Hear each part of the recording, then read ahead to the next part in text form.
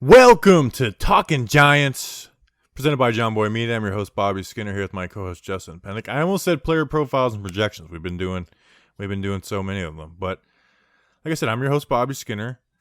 This is Justin Pennick, and this is episode 200 of Talking Giants. It's a celebration. Justin, you joined us for a roundtable of episode 100. Now you're here for episode 200. Man, we're digging in, and I think technically it's like 204. Because we put out last year during the 4th of July, we put out the Rich Soybert, Brandon Jacobs, and 4th of July episode. We didn't number them. And we have the introduction to the Giants Nation podcast. So it's like 205, but this is the official 200th episode. Yeah, it's very fun. It's kind of crazy. You know, you've been doing this for around 2 years now. This isn't even a full 2 years. No, I've been doing it for like a year and like 4 or 5 months. Yeah, and the fact that 200 episodes of a show and it's been just barely over a year, I think that's kind of crazy. But we enjoy doing it. We have a lot of fun. It's kind of crazy that I try to reflect on this every once in a while, that I'm 22 years old and I've appeared on over like 200 podcasts and put out over 200 podcasts myself within a couple different shows, some shows that my friends have done that I've helped produce, and then also just some of my own stuff on my own. So, no one Bobby else Skinner can do a podcast. It's very hard to do. It's not like everyone does a pod. All right, so we have tennis balls taped to our hands. I don't enjoy today. that sarcasm. All right. Yeah, but it's 200 episodes isn't something to pat ourselves on the back. You can't celebrate anything. I got really mad at you at Leonard Williams. We have big news. Xavier McKinney's hurt. It's not a celebration pod, even though we do have tennis balls on our hands. This episode is brought to you by 3 new Patreons. We got Daniel Behan. We call him Danny Behan. Danny Boy Han, something like that. Danny, tape a tennis ball to your hand. Brian. Oh, the name, it's so long. Lazinski, like Mike Wazowski or whatever. So Mike Wazowski. And then Patty Mac, who is going to be in Florida, I think, and he was going to buy me a beer, but he's like 2.5 hours away from me. So he's, I guess he doesn't like me that much if he's not willing to travel up to the beach, you know? Well, it's bad time to travel during the Corolla. And Danny Behan, shout out to you. Also a very dedicated listener to Bleeding Bloom. So thank you, Danny, for being a Patreon member. And patreon.com/Talking Giants. $2 a month. You get fun incentives. And that's about it. We have things to get to. All right. Giants, safety, and linebackers got hurt today, Justin. Xavier McKinney fractured his foot. David Mayo. What is that? David Mayo. Torn meniscus. We'll start with the one that we think is a bigger impact, Justin, and the one that hurts the most. Xavier McKinney fractures his foot. Justin, I did my little WebMD research. They're saying this can be like a 8 to 10 week recovery for him to play, which would put him online to, put him on that, the IR to start the season. And then after week 6, he can start practicing with the team. After week 8, he can play in the games. So hopefully he gets back by then. But Justin, this sucks, and I don't think it's necessarily like this Giants defense is devastated. Like the plans for this defense totally changed because Julian Love has been starting over Xavier McKinney going into camp. I think it just more sucks from the point that Xavier McKinney, who was going to play a lot, and we're going to do a lot of free safety stuff, we don't get to see a guy that we really like our second round pick who we really want to see. We just don't get to see him, and his development gets slowed. Yeah, really, at this point, the only players, if they were to go down on this Giants defense where you feel the unit is lost, is Blake Martinez, James Bradbury, or one of the safeties that are left. I think those are only really the 3 players that if they go down, you feel like we're totally lost. Yeah, Bobby, I mean, Julian Love, Jabril Peppers, and Xavier McKinney, those 3 guys and that 3-headed monster at safety was one of the main reasons why you were excited about A, seeing this Giants secondary, or B, just this Giants defense overall. You felt like that was one of the strongest parts, and if we're talking about in a passing league, they were the most important parts of this defense. The safety position is evolving. Safeties are being asked to do more. More of them are out on the field. Patrick Graham, I I'm pretty darn sure if he replicates what he did in Miami, there are going to be times where there will be 0 interior linebackers on the field, and there are just going to be corners and safeties. There's going to be 7 corners and safeties and 4 down linemen, whether you have edge rushers or interior defensive linemen. So it sucks that it makes basically Love and Peppers and the defense as a whole, it makes this defense less versatile, where we were predicting, because McKinney was a guy that spent 323 snaps in the box at Alabama, 227 in the slot, and 271 snaps deep at Alabama during 2019. Because he wasn't just a one-trick pony where he plays deep or in the box, he did everything. So all 3 of those guys, they were going to be alternating roles. They were supposed to be running around before the snap. Now, basically, instead of 3 guys doing that, it's 2. You still think Love and Peppers are going to work well off of each other, but still, this is a huge, huge loss, especially in a rebuilding, in a quote-unquote rebuilding year where we have to see what this young talent has, and we have to get them to grow. Yeah, I mean, we talked about being versatile and Patrick Graham having a versatile defense. Those 3 guys were key, especially the fact that Julian Love is only practicing a safety. Like, Julian Love is not going to play corner unless they change it tomorrow, because he hasn't practiced a single snap at corner. From what, the reporters have told us, he has not played a single rep at corner. So he's a safety, and he was playing over McKinney. But like you said, those guys were all going to play a ton, and they were going to move him around. They were going to do different things. One guy down low, one guy go high, switch, line up in certain places, and then move. It was going to be a fun defense. That was the fun thing about our defense was, we got some guys on the edge we like. Golden, O'Shane, we hope they're growing to something. Blake Martinez, who's a good inside linebacker. Some other guys who are some fast, hard-hitting guys like Connolly and Crowder. The corners, you like Bradbury, but the other corners you struggle. The safeties were supposed to be the fun part of this defense, and I still think they actually will be with Love and Peppers on their own. But having McKinney not out there with them, man, it really does put a damper on the defense. Even though I don't think it's devastating for the first half of the season. Yeah, it frankly, I mean, I don't know how I can. I'm losing circulation in my hand, by the way. Yeah, I'm not really comfy anymore. I really was trying to say we should stay strong. So Bobby has a tennis ball around his hand. I have a baseball taped to my hand. It's very difficult to operate because, especially I am a person that likes to talk with my hands. If you're in the YouTube crowd, you especially know that. I don't really know how much we can really expand upon that. It really just does suck, because that was supposed to be one of the strongest parts of our defense, and especially when you have a unit of 3 very good football players all playing together in such an important role and in such an important spot. And the crazy thing is that we can't even give the take of, oh, well, how does this change what Patrick Graham does? Because we don't really know what Patrick Graham does. However, I will say I was watching some Week 16 tape against where the Dolphins were playing the Cincinnati Bengals, and this maybe gets into a conversation of possible replacements. Now, where we go from here, let me scroll. Montre Hartage is a guy that's actually on the Giants roster right now, is watching tape of him, and Patrick Graham was playing 2 high safeties against the Cincinnati Bengals on 3rd down, and that was the first time that I've ever seen Patrick Graham do that. So there's that. Yeah. Graham likes to do the 2 safeties and then play them down. And then, like, I was watching the Patriots game in week 2 where they literally had 3 safeties out there. So, and playing them 4. all deep, like 10 yards deep too. So it's not like they had like 1 in the box and 2 deep, like 3 deep safeties on a 3rd and 8. And I actually liked it, which I did a breakdown of it. But anyways, yeah, like you said, it just makes us less versatile and less fun. And we have a mailbag question about replacements. So well, hell, why don't we sneak peek at that mailbag question and get that one out of the way, and then we'll do the other ones later. Yeah. Do you have it up in front of you? So you want to just read it for me? I do have it up in front of me, Justin. It's from Brian Colburn. It's a Colburn. With today's injury report, do you see the Giants going after anyone in particular to fill the immediate holes? No football pun intended, as we head towards week 1, or looking to some of the younger guys in the depth chart to step up. I think if they were going to go sign someone to be a corner, because corner is still the biggest hole on this team. Cornerback 2, I think not landing Ross Cockrell really does change like the season.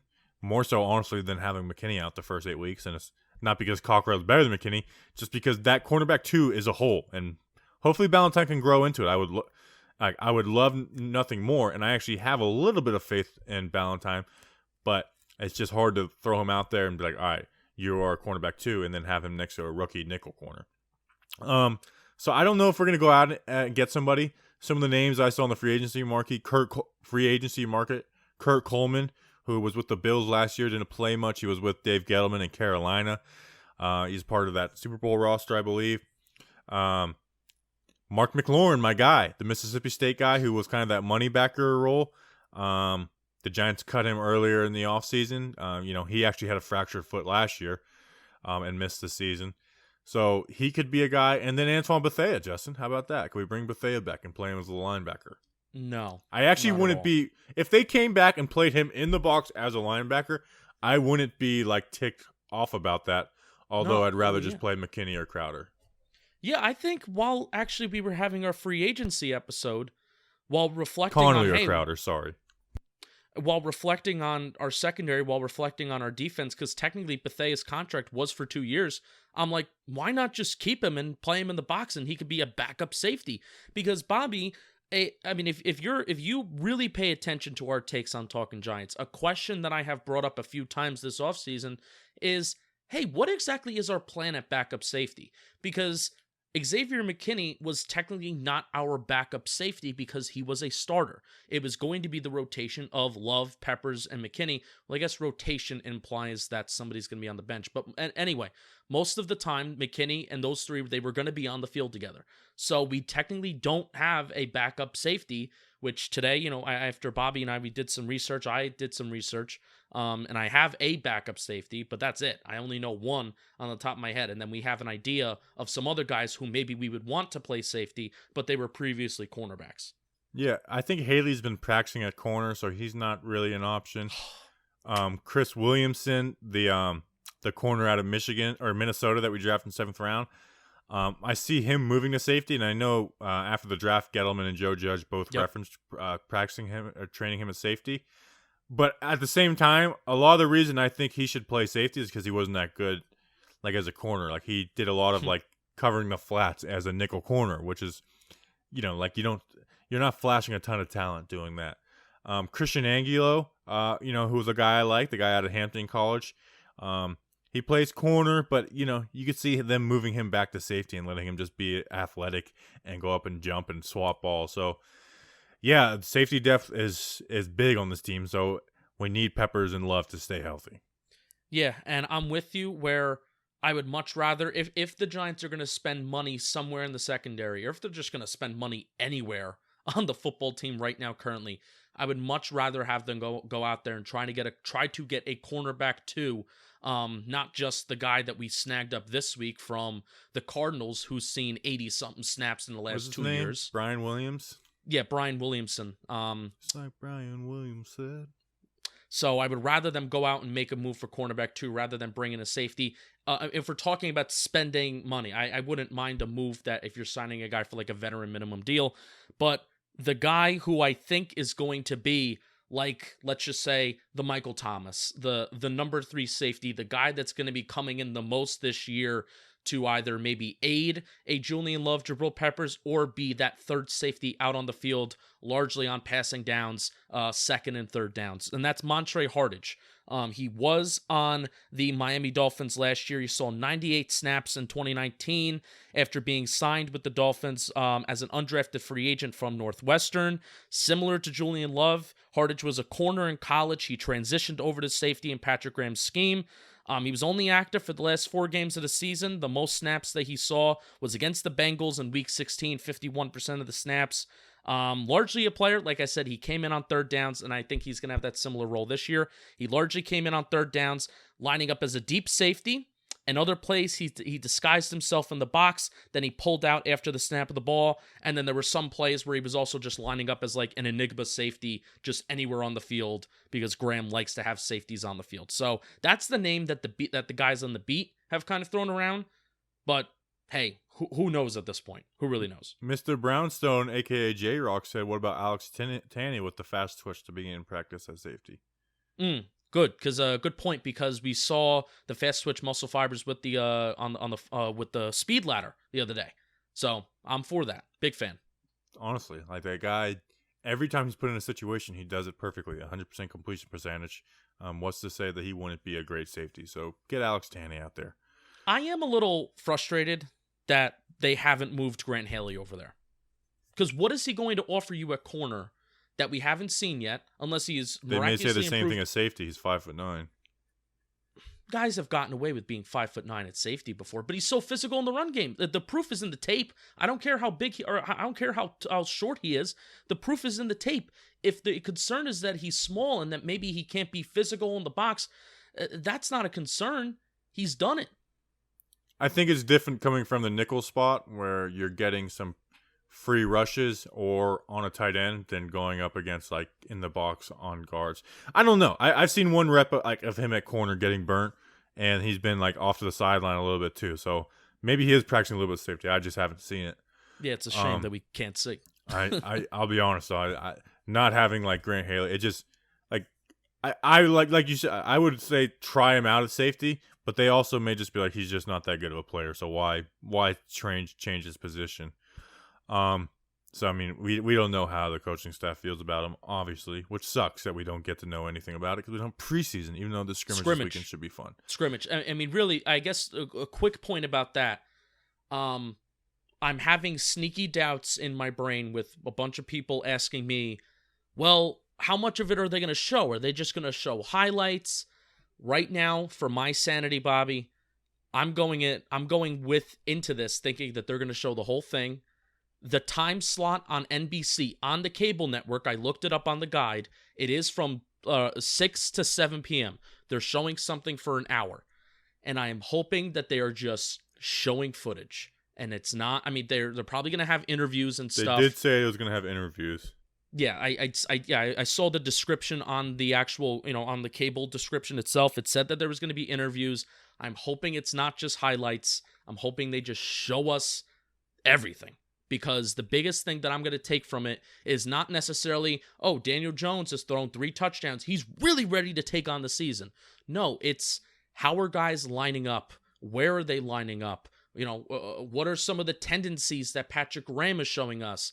Is he putting a lot of different safeties on the field? And who are these safeties that he's putting out on the field?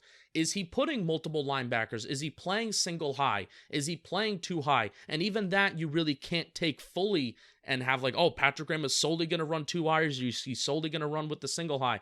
But those little things and the questions that we've been asking, not necessarily, oh, is Jabril Peppers going to have an all-pro year and we're going to be able to tell that by the one game? No, but these little things that we've been asking about, where are guys going to line up? How is Graham going to play call? How is Garrett going to play call? We'll be able to get a glimpse at all of that, hopefully, this Saturday. For my sanity, we need it. Well, a guy we won't see is David Mayo with the torn meniscus. So originally you see torn meniscus and you think season over. Ian Rappaport reported that they're just going to trim it, which I'll be honest, I don't know what a meniscus looks like underneath your flesh, but I just imagine like a big piece of cartilage and you just like trim it around the edges. I don't know. Yeah, I don't know how that works. That's just how I imagine it. So that would mean if that's what it is, it would only be about a month or so he'd be back. That being said, I know we just spent a lot of time with McKinney. This, while it does suck because I say it every year, inside linebacker is a position that if you are the last inside linebacker on the depth chart to start a season, you will start a game or two because there's always going to be depth issues or injury issues. It does suck to lose a piece for depth with David Mayo. I just yanked off the baseball that was taped to my hand. I had enough. I have to take a lap. Because of depth issues, this does stink. Now, it does give some of the younger guys an opportunity to go out there and ball a little bit, but we even saw, we saw it last summer how quickly we went through that interior linebacker depth chart, and it seems to be you hope that this is the first step and the only step of how we're going through that depth chart quickly, because when you get outside of Blake Martinez and Ryan Conley has been out for a stretch of a couple days to begin with, outside of that, very uncertain, very raw, very young talent, and that makes us nervous. I've been playing with my tennis ball and I just dropped it, and I can't I can't get up and get it because I'm in the middle of a podcast. Yeah. That being said, does it get you low-key excited? Because it's like, David Mayo is average at best, where it's like, okay, now we get to see Ryan Connolly, Tay Crowder. We get to see what Devontae Downs is. Does it get you a little bit excited because you get to see those guys? Yes, it gets me excited to see definitely Tay Crowder, definitely Ryan Connolly. It gets me excited because Tay Crowder moves up a spot on the depth chart, honestly. But why do I get the feeling that that the guy that we're going to see on freaking Saturday is Devontae Downs more than anybody? And I have a feeling that's going to make us up. Devontae turnover on downs when my man's on the field. How about that? It'll be interesting to see what he does, but I think just out of pure excitement, that doesn't make us thrilled. No, but I do want to see what Devontae's Downs with the sickness. If he is good, we're just gonna have a lot of fun with that last name, Devontae Downs. So yeah, I mean, we don't need to spend a ton of time on David Mayo. Make a shirt. We both think he's an average player. He's not as good in the run as people think because Pro Football Focus rated him that. He's just not. He's average at best, and he's horrible in pass coverage. So, I obviously you feel for the player because there is a human side to this, but football wise, it doesn't really move the needle a ton for me. Ever since you posted that tweet of trying to rub it in everybody's faces, oh, the Giants haven't suffered much injuries. It's been pretty crappy since then. Has it? I mean, there's been what, 2, 3? 3. Yeah, but This is where us being so stuck in Giants land makes us forget that every other team has a couple injuries too. I think you're just trying to defend yourself and your terrible take, and it's your fault. No, my point, it was that, hey, everyone's saying Joe Judge runs the toughest practice. I've seen 20 torn ACLs on the first day. So that was my point. Continue to make excuses. It's your fault. Last year we had Sterling Shepard with a broken thumb, Corey Coleman with a torn ACL, Golden Tate getting suspended. We were way worse off last year at this point, where instead of losing 3 backups, that's what Xavier McKinney was. I'll just be honest. He was a backup, even though he's going to play 80% of the time. But I'm trying to make a point, so I will spin the narrative on that one. All right, before we go to mailbag, tennis balls. We have to make a shirt. I said it on the last pod. I said everyone's telling me what the answer is for it. You can hear it? You hearing something? Yeah, you're bouncing it. Yeah. Everyone's like, oh, it's to catch the ball. It's to do this. Joe Judge came out and said it was to not grab. So I think it was at Noah's. I think it might even be Noah Hoffman. He was the one who said to not grab. I said that makes sense. So credit for me for knowing which one made the most sense. Joe Judge said that's what it was. Somebody also asked on the Instagram Q&A today about, hey, what do you think about this? I don't really have anything to say. I think it's it's I know people will get to the whole Daniel Jones being hit thing. This was one where it's actually, this is a really cool thing, the tennis ball. More coaches should probably implement that. 'Cause I've never seen any coaches do that, and I think that's actually a pretty cool thing, as long as they're not losing circulation like I was earlier in the podcast. I meant to look up how many defensive holding calls the Giants had last year, and I didn't do that. So, bad guy move on me. I have to go take a lap. Plus, who doesn't like to hold a tennis ball? I mean, seriously.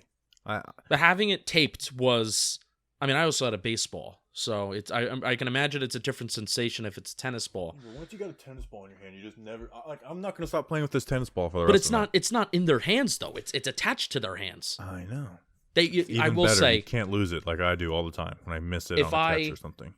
I wish I was there because you know that the players were having a bunch of fun going, ho, ho, ho, ho. They were high-fiving each other. They were slapping each other in the face. They were doing some weird crap with it. So you know hugging and kissing that they were having Evan fun Ingram and Lorenzo Carter. They're really getting along. Yeah, throwing helmets around. Love it. Guys taking laps. The other thing is Joe Judge, and I know we're towing the Joe Judge line, but this had me alarmed at first because I went and listened to the context, and Joe Judge cleared it up a little more yesterday when you're listening to this.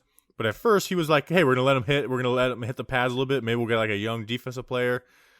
He didn't say what they were going to do, but he made it seem like they were actually going to let him hit, which I get. In the preseason, you let him hit. It's just kind of it doesn't happen, quarterbacks being hit in practice. You don't even want to, some QBs don't even like to be tapped Like when you're running past them, like if you would have got, like they'll lose their mind on that. Obviously, Jones isn't that type of guy.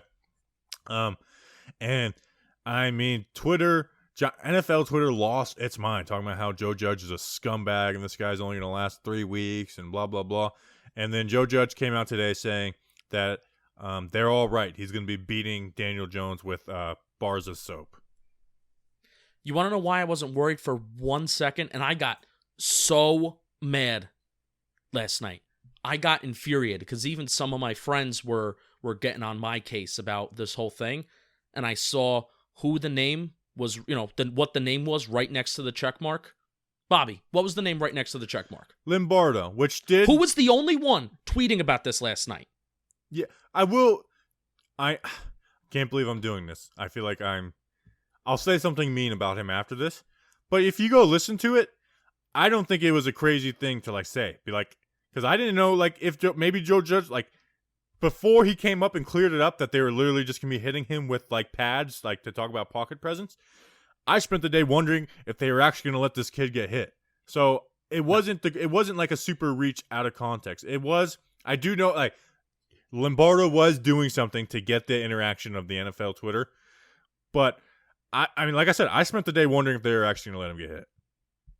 Even swiping at the ball and stuff like that, which I get, I like that, but you could break a hand and stuff like that. So it's Matt Lombardo sucks, don't get me wrong, but I didn't think it was a huge stretch.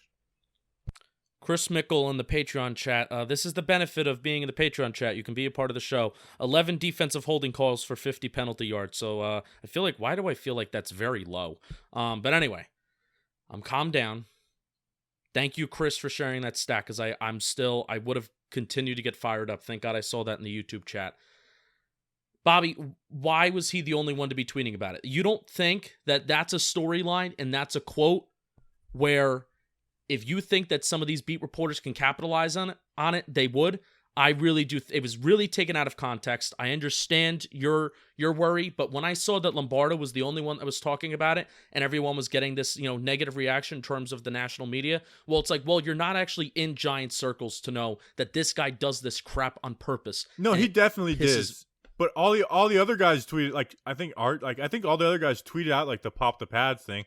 But like you said, Lombardo was the first one to get it out there and make it seem like they were going to light this kid up in practice. So I do agree with you on that.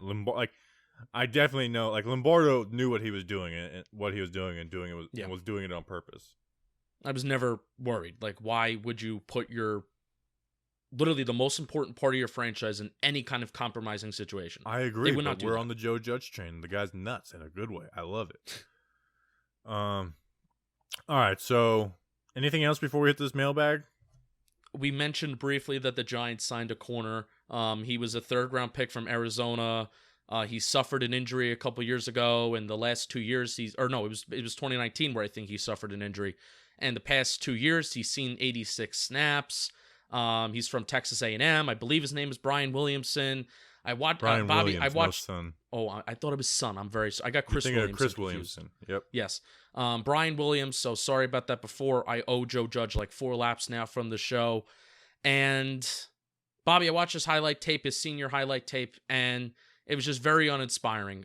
Poor tackling for him from time to time. Even some of his highlight-worthy plays where he was making good plays in coverage, they would be defensive pass interference calls in the NFL. He doesn't turn his head to make a play on the ball, but he sticks his hands up and tries to make a play there. That's a pass interference call. So certainly not the answer a cornerback to. Hope he surprises though. No, he's not going to make the. He's not going to make the team. He was literally a 90-man on the roster. All right, let's take a break and we'll get into the mail. All right, thanks, Steve from Blues Clues. Justin, let's get into the mail. All right, we got a voicemail from Tim Coffey talking about some tight ends. Hey guys, Tim Coffey here from Raleigh, North Carolina. I want to talk about 13 personnel, specifically the one wide receiver that you guys see matching up in that formation. I don't like Shep in that formation. I prefer Slayton to stretch the field or a yak guy like Tate because Ingram and Barkley can both stretch the field. And that's actually kind of a dynamic formation to run out of and to pass out of. So give me your thoughts on that, and I will hang up and take your comments off air. Go Big Blue. All right, thank you, Tim from North Carolina, Tim Coffey. He's actually a newer Patreon, but he's been a long-time supporter. He's crazy like us, so we love you, Tim. Tim Coffey. Coffee Tim. What do Bobby, you think? Tim has been persistent in asking this question all offseason, and I love it. I love it because we've been excited about the personnel tight end wise of what we have this year, including Levine Toilolo, who you can say realistically is a better right tackle than he is tight end, but that's why you're excited that he's our tight end number 3. So 13 personnel, if you're not familiar, it's 3 tight ends, 1 running back, 1 quarterback, 1 wide receiver. So that's what 13 personnel is. Why would there ever be 2 quarterbacks on the field? I don't know. But that's what 13 personnel is, and Tim is wondering. Ravens do it. Yeah, Ravens do it. Our friend RG3, right? Is he on the field? Yep. 3 Heismans. Lamar Jackson, Mark Ingram, RG3. So he's wondering, with the 3 tight ends, obviously we all know who those 3 tight ends would be. We all know who the 1 running back would be. He's wondering who would that wide receiver be, and I would have to agree with him. I don't know if I would want Shep out there as kind of like a possession guy. I'm thinking I want to run some play action out of that 13 personnel and maybe sling it down the field to either Golden Tate or especially big play Slay. I'm liking that personnel. I'm liking that decision that he made. Yeah, I probably would like Slayton though, just so you have like that burner. And I get what he's saying, where Saquon and Ingram can stretch the field, but I like having that burner on the outside, and you could throw him, like, if you have a one-on-one opportunity, who do you want to throw a jump ball to? Darius Slayton, even though Golden Tate made a lot of those plays last year. Yeah. And Tate Shep, I kind of would go mixed batch on them. I guess I'll just agree with Tim and say Golden Tate. So, but I would go Darius Slayton over them. But I do think we're going to see that formation a little bit this year. You know what I'm saying? You have, like you said, Levine Toilolo, Caden Smith, Evan Ingram. I do think we'll see that formation a little bit. Yeah, why not? Why not? That could even be in goal line situations where it's not like a pure goal line package where you're throwing out an extra offensive lineman, so that basically takes away the threat of a receiver. But if you have those 3 tight ends out there where Evan Ingram is a good effort blocker, if he's pairing with either a tackle or if he's pairing double teaming with another tight end, very capable of doing that. So yeah. That could even be a goal line package that we see, and I would not mind that at all. I would frankly love that. Yeah, so we'll see that. Before we get to the next mailbag questions, I just thought of something because I'm holding the tennis ball and I rubbed it on my desk. I was a janitor / maintenance at Bell's when I was 19 or 20 years old, Justin. You know how you get those streak marks off of those floors to outlet store floors?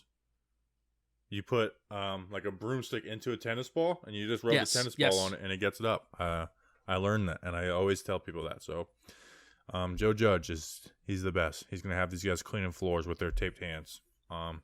Takes you back to the glory days, huh? Yeah, the glory days of Bell's. Which I guess if you're not from Florida, you don't know what Bell's is. But I was the janitor there. No and clue. Then one time, I didn't want to work, so I went and sabotaged the schedule. But I couldn't just cross off my time. So I crossed off 8 people's different times, and they called me and why aren't you at work? And I said, well, I thought you guys didn't schedule me. My time was crossed off. And they're like, yeah, somebody is somebody's sabotaging the schedule. I'm like, well, who could that be? The chat's going off right now. Bobby's selling hash, pretending to be the janitor. They're going off on our king Joe Judge with the tennis balls. All right, next question. All right. So, first mailbag question from the regular on the Twitter sphere. We have Gazman Superstar. Thank you. You're expected to do that every time. I was replying to the chat. Why can't we have nice things? Simple question, not a simple answer. I'll answer you, Gazman. Gazman, you're a supporter. You're a believer in Big Blue. I'm going to turn this around on you. I might even tweet this out. We have Daniel Jones. We have Joe Judge, Gazman. So you're saying they're not nice things? Should I quote Gazman as saying, Gazman, one of our favorite friends over the pond, New York Giants supporter, says that Daniel Jones is not good, Joe Judge isn't good, Saquon Barkley is not good. I'm going to turn that around on you, Gazman. Don't turn it around on him because he didn't technically say that. Now, I will say, Snacks has said that Joe Judge is the greatest coach in NFL history. He has already made that proclamation. Good for him. I agree. I mean, who else is doing the tennis ball thing?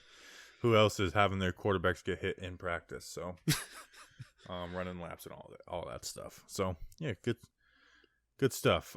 We do have nice things, guys, man. You negative Nancy. 2 questions left. Jeff Boyd. Boyd! Thank you. Looking ahead, any players you can see being traded by the deadline? I'm distracted by the chat. They're cracking me up with these Trailer Park Boys jokes. Yes, Evan Ingram. Dalvin Tomlinson? I thought about throwing him in there, but it's like, it just would be,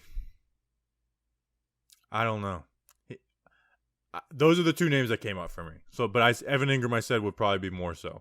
Just because a playoff team would love to trade for that speed at tight end and might even give up like a 2nd-round pick. Maybe like teams will get crazy at the deadline trying to win a Super Bowl.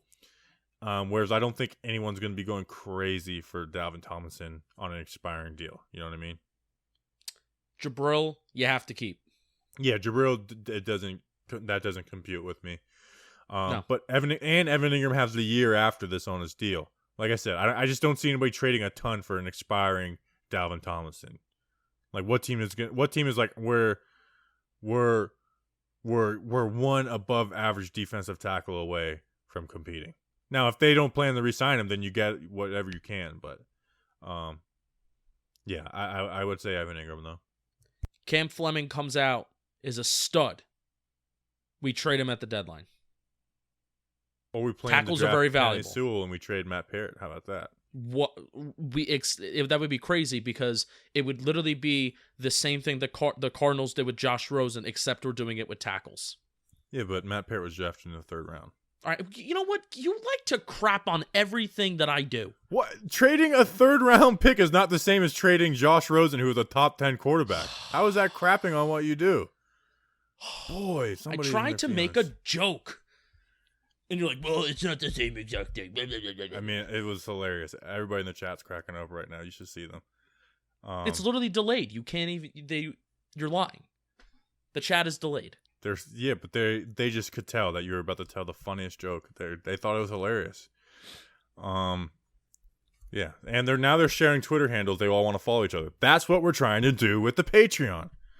I'm gonna go back and I'm gonna clip that part of the episode and see if I was off. If I was off, I will apologize. I will apologize. It's not the same exact thing because I obviously know that Josh Rosen was a 1st-round pick, but I tried to make a silly. Yeah, but people comparison. would have that take and be serious about it. Like you can't trade Matthew Parrott. He's going to be the best tackle ever.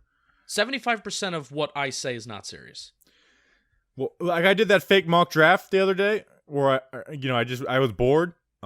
And I was like, let me just use the draft machine, not like give actual takes. And I did Penei Sewell, and people were like, how did you give up on Matthew Parrott? It's like, well, I haven't even seen Matthew Parrott in the NFL. How did you give up on Matthew Parrott when the draft is 10 months away? How dare you? Exactly. And Josh Rosen sucks. That's the difference between him and Matthew Parrott. That was a joke.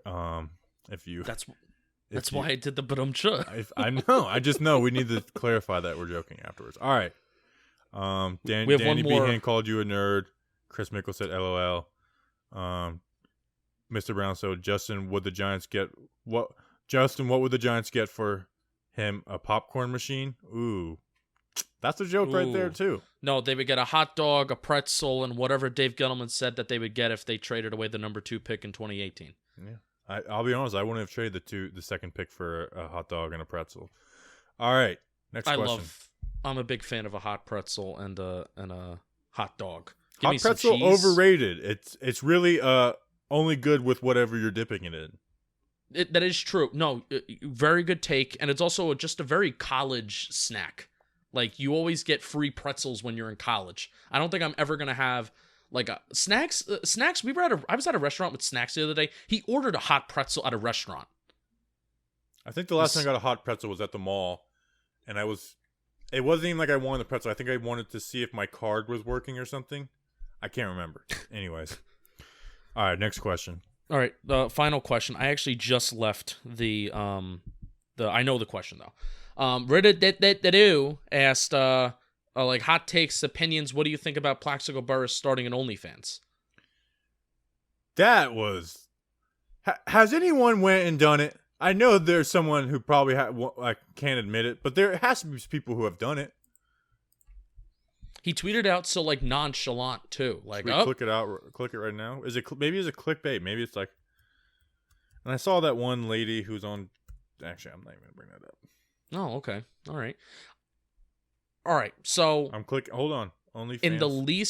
In the least sexual way. I need to see if this is a thing. That's weird though. But you I can't. need to see if I it's get a what thing. you're saying. You need to know. Yes. You can't search with. You have to sign up to search. Justin, you want to sign up? I'll sign up. We're that crazy. OnlyFans is a hell of a concept. Anyways, we're not going to get into that on this podcast. They're making hella money. We're going to get into it. Oh yeah, we're not. This is a family pod. You know what's funny? Plaxico Burress, man, reach out. Get some help. You shouldn't need money like this, dude. We're in an up and coming media company. I'll just give him like $20 if he needs it. You know what I'm saying? Like I just want to help the brother out. No, 20. No, believe me, it's just the one subscription is $20 a month. I would rather just give. If he just like, hey, Giants fans, I'm going through some hard times. No, do you know how many? For also the jokes that people were making, very funny. Should I pull some jokes up? Because I asked it. I asked if people. Was there any Josh Rosen for Matt Parrott jokes? No, I'm talking about Plaxico Burress OnlyFans jokes in relation to him shooting himself. Let me try to find it. Bad radio. Oh, here we are. I mean, Green Bay tried to double team him. We all know how that went. Okay, this is out of control. This is too much. This is not wonder good. if he is playing with balls on there as well as he did for the Giants. All right, let's move. We have to move on. Wait. One more. The man never could control what was in his sweatpants. That was a gun joke. That's actually the most creative and best one, I'll say. Who said that one? Let's give him a shout. He won't need to conceal his firearm anymore. Who said the other one?